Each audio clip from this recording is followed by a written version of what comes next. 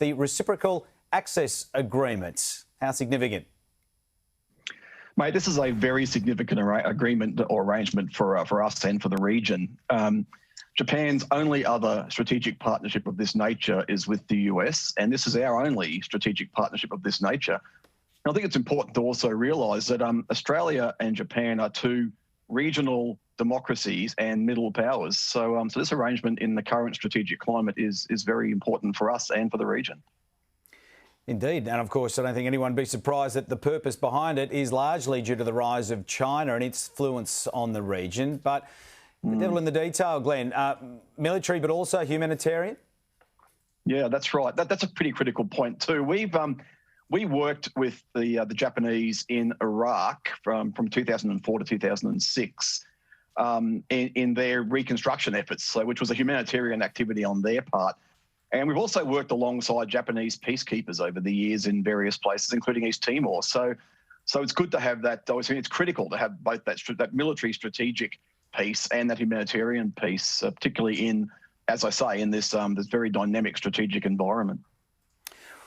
Moving on to other areas, the Afghan visa and evacuation going on that you've been working on closely. What's the latest? Mate, we've working with the amazing Kay and Kerry Danes. My team at Gap Legal has managed to get secure visas and evacuations for close to 3,500 Afghans who worked with Australia or have ties to Australia. So, the number is quite amazing. I expected to get a lot less than that out, to be honest, but there's still a lot of work to be done. But we're kicking a few goals in this space, and I'm quite grateful to the government for their assistance in recent times in making that happen. Well, you had to give evidence at the Senate inquiry. Was there an outcome?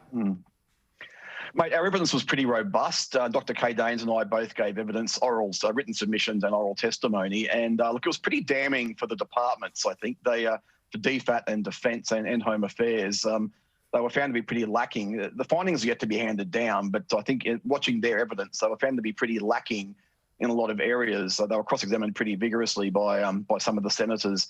But I believe some improvements have been made, and we now have good communication with certainly with DFAT and with the Minister's Office, and again, I'm grateful for that, and to a lesser extent with Home Affairs, and the Immigration Minister has been very helpful. So I think that inquiry has served a purpose in opening up communication with people like us who are kicking goals in this space, and so we're getting some results based on the outcome of that inquiry to date, I believe. Yeah, are we doing enough? What else needs to be done in that space? Mate, we need to open up a lot more numbers in the humanitarian visa area, including more Afghans. There are a lot of other Afghans still in Afghanistan or in neighbouring countries who have connections to Australia, who are at risk because of their work with Australia, and who need our support. So we need to get a lot more of those Afghans here. But we also should be making the process a lot easier. It's a bit of a bureaucratic minefield, our migration space, unfortunately, and we were seeing that with the Afghan process, and indeed we've just seen it with the Novak Djokovic situation. Yeah, indeed. I might get your thoughts on that in a moment. Firstly, though, Prime Minister Morrison did announce free rapid antigen tests for some veterans who hold concession cards, along with some others. How have veterans been impacted? The older veterans that in my experience, and I've been doing this for more than 30 years, the older veterans really need that contact, a lot of them, with their RSL groups, their meetings, and not being able to go to meetings or socialise has had a bit of an impact. But what are the younger veterans of my generation, and indeed younger veterans and myself, I think being able to exercise, being able to get out there and do stuff off the couch is critical to mental health and to the transition back into the real world. So COVID has had a pretty big, lockdowns have had a pretty big impact on veterans across generations, I think. So being able to test and prove negativity and be able to get out there and do stuff, I think is a good outcome, will be a good outcome for our veteran community, many of whom have been doing it tough. Just briefly, Glenn, you mentioned Novak Djokovic. As we know, he remains in immigration detention in Melbourne. What's your view from afar?